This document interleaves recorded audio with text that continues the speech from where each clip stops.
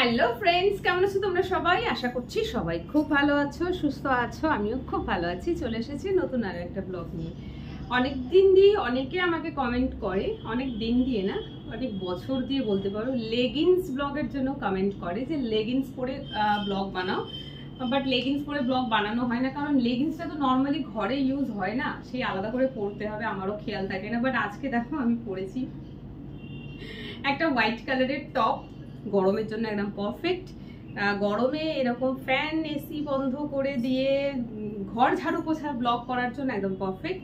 আমি আজকে হোয়াইট কালারের একটা লেগিংস পরেছি আর হোয়াইট কালারের একটা টপ পরেছি। সো যাই হোক, করতে এসেছি রুম ক্লিনিং। তো চলো শুরু করে নিই। কাজটা করতে করতে কথা বলবো। প্রায় একদিন ঘর ঝাড়ু পোছা কিছু করা হয়নি, ঘরের অবস্থা খুব খারাপ। রোজ ঘর পরিষ্কার করতে হয়, জানো? তোমরা কি করে জানবে? তোমরা তো করো না, বাড়িতে বউ করে, তাই তোমরা জানো না। একদিন ঘর পরিষ্কার না করলে ঘরের যে কি বিচ্ছিরি অবস্থা হয় সেটা বলে বোঝানো যাবে না। যে করে সে জানে। কোথা থেকে এত ধুলো আসে কে জানে। এসি চলে, জানলা বন্ধ থাকে সব সময়, ঘর মোটামুটি রোজ পরিষ্কার করি, তারপরেও যদি একদিন গ্যাপ দিয়েছি ঘরে নোংরা। এত ধুলো ভাই কোত্থেকে আসে আমি তো এখনো কারণ খুঁজে পাচ্ছি না। তো যাই হোক, তোমরা রুম ক্লিনিং ব্লগে রিকোয়েস্ট করো, কখনো কখনো শাড়ি পরেও দিয়ে থাকি আমি রুম ক্লিনিং ব্লগ। আজকে আর শাড়ি পরলাম না, আজকে ভাবলাম যে চলো শাড়ি পরে রুম ক্লিন করতে সত্যিই অসুবিধা হয়, কাজ হয় না। এরকম ধরনের ড্রেস পরে রুম ক্লিন করলে ভালো, রুম মানে করতেও সুবিধা আর নোংরাও হয় না। শাড়ি পরে রুম ক্লিন করতে গেলে শাড়িটা পুরো নোংরা হয়ে যায়। সেই জন্য আজকে আর শাড়িটা চুজ না করে এইটা চুজ করলাম। দেখলাম ভেবে যে রিকোয়েস্টটাও রইলো, আমারও সুবিধা হলো।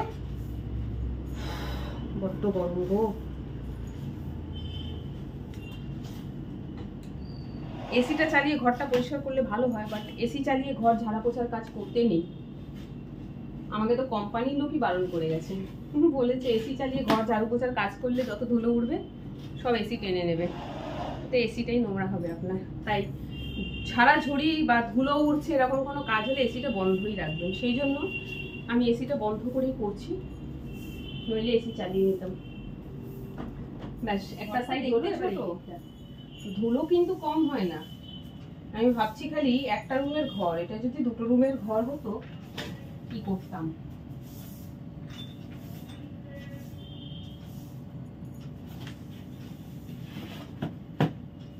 আজকে ঘর ঝাড়ু দেওয়ার আগে সব ফ্লোরে যত ম্যাট বেছানো থাকে, মানে পাপোস যেটাকে বলো, আগে সব ঝেড়ে সরিয়ে দিয়েছি। ফ্লোরে যা জিনিস ছিল খাটের উপর তুলে দিয়েছি, যাতে রুমটা ক্লিন করার সময় কোনো অসুবিধা না হয়। কারণ আজকে রুমে অনেক চুল বেরোচ্ছে। আমার ঘরে ধুলোর থেকে বেশি হচ্ছে চুল। একদিন ঘর পরিষ্কার হয়নি, তার মানে যেদিন যদি নর্মালি 20টা চুল বেরোয় রোজ, সেখানে আজকে 40 থেকে 50টা চুল বেরোবে। সেই জন্য আমি আজকে ফ্লোরের যত জিনিস ছিল তুলে দিয়েছি।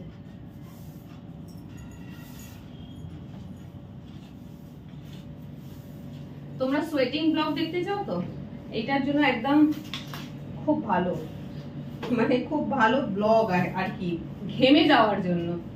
রান্না করতে গেলে ঘাম বেশি হয়, আর ঘর ঝাড়ু পোছা করতে গেলে ঘাম বেশি হয়। দেখো কতটা সোয়েটিং হচ্ছে, ঘেমেছি।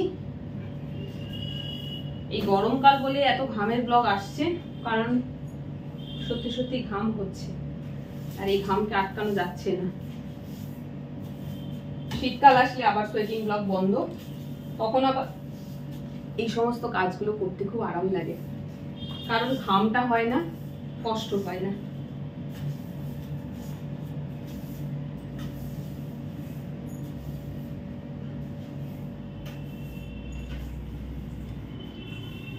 মোটামুটি হয়ে গেল ঘর ঝাঁট দেওয়া। আমি খালি অপেক্ষা করছি কখন শেষ হবে করা, গিয়ে ফ্যানটা চালিয়ে বসবো।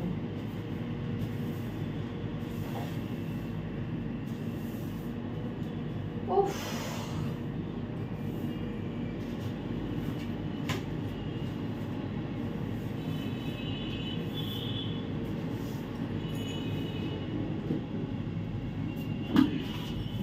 এই জিনিসগুলো সরিয়ে সরিয়ে পরিষ্কার করাটাই হচ্ছে খাটনির কাজ। আর এইগুলোকে আউচ। প্রতিদিন না সরালে পেছনে যা নোংরা জমে বলার মতন না।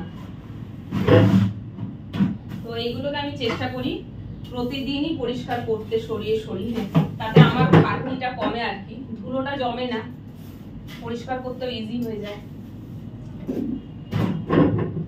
উফ,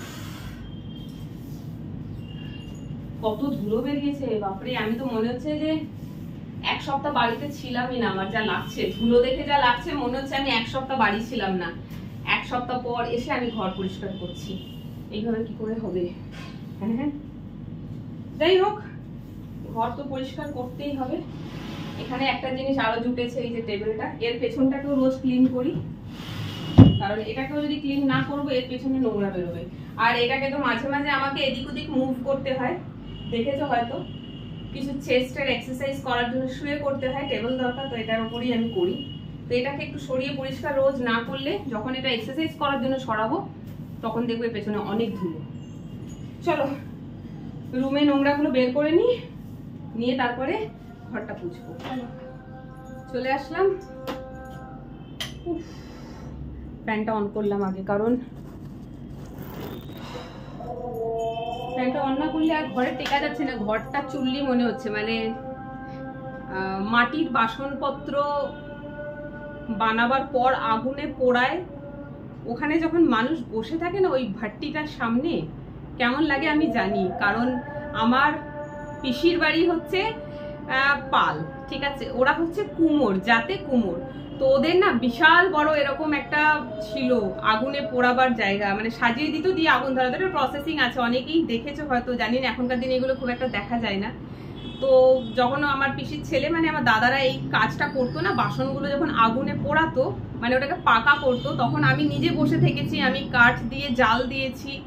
গরমকালে এই কাজ করতে প্রচন্ড কষ্ট হয়, শীতকালে তো আরাম লাগে। এখন আমার এই রুমটা না খানিকটা সেরকম মনে হচ্ছে, প্রচন্ড গরম, মনে হচ্ছে ঘরের কোথাও একটা আগুন জ্বলছে, এত গরম। তো যাই হোক, কিছু করার নেই, কাজকর্ম তো এইভাবেই করতে হবে। শীত, গ্রীষ্ম, বর্ষা, আমাদের তো এই কাজ, ঘর ঝাড়ু আর পোছা লাগাও। আজকে আমি আর বাকেট মপটা নিয়ে আসিনি, আজকে এটা দিয়েই ঘর পরিষ্কার করছি। ওটাকে আর নামাইনি, এটা সামনে ছিল, এটা নিয়ে নিলাম। তো আজকে ঘরটা দুবারে মুছবো, একবারে হবে না, কারণ ঘর আজকে অনেক ধুলো হয়েছিল। তো প্রথমে এটা দিয়ে ক্লিন করে নিচ্ছি, আবার এটাকে ওয়াশ করে, মানে একটা পার্ট দুবার করে মোছা হবে। নোংরাটাকে এটা দিয়ে মুছে নিচ্ছি, তারপরে মপটা আরেকবার ধোবো, ধুয়ে আবার মুছবো।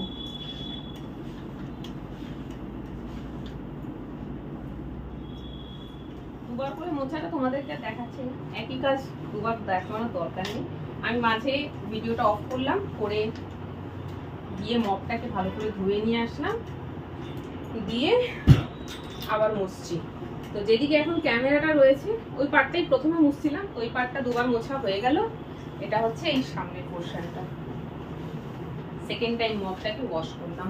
ব্যাস, ফ্যানটা চালিয়ে দিয়েছি যাতে ঘরটা তাড়াতাড়ি শুকিয়ে যায়, কারণ বিছানার উপরে কিছু জিনিস আছে আমাকে নামাতে হবে, আর ঘর শুকনো না হলে ঘরে ঢুকতে পারবো না, এটা হচ্ছে একটা মুশকিল, নাইলে ঘরটা না কাদা কাদা হবে পুরো। ব্যাস চলো, এদিকটা তো হয়ে গেল, এবার কিচেনটা মুছে নিই। চলো এবার কিচেনের এই ঘরটা,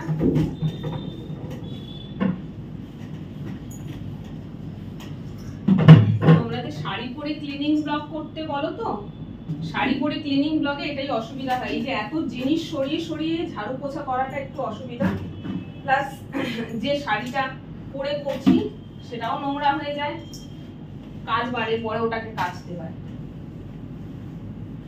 কিচেনটাও দুবারে মুছতে হবে, একবার এই মপ দিয়ে পুরো ভালো করে পরিষ্কার করে যাচ্ছি, পরে মপটা ধুয়ে এসে আবার এই মানে এই জায়গাটাকে আবার করবো ক্লিন।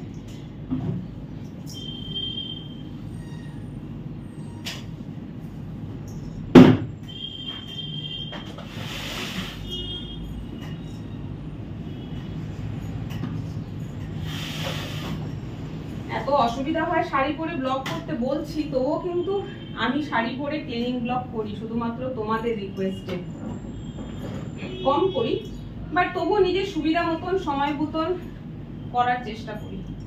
চলো এবার আরেকবার এটাকে একটুখানি ধুয়ে নিয়ে আসি, এনে মুছবো। এটা সেকেন্ড টাইম। বললাম না যে আজকে ঘরটা যেহেতু বেশি নোংরা ছিল, তো আমাকে ঝাড়ুটাও খুব ভালো করে দিতে হয়েছে, আর পোছাও আজকে প্রত্যেকটা কর্নারে, মানে প্রত্যেকটা পার্টে দুবার করে দিতে হচ্ছে, নাইলে না কেমন লাগছে, মানে মনেই হচ্ছে যেন পরিষ্কার হয়নি। তো আজকে একটু খাটনি বেড়ে গেল আর কি, এই জন্য রোজ পরিষ্কার করতে হয়, তাহলে খাটনিটা কম হয়। হালকা হালকা ঝাড়ু পোছা করলেই হয়ে যায়, বাট ওই যে আমি কালকে একদম সময় পাইনি, দিয়ে আমার তো সব বিগড়ে গেল। ব্যাস, এই পার্টটা হয়ে গেছে। এইবারে এই সামনেটুকুনি করলেই পোছা মারার কাজ কমপ্লিট।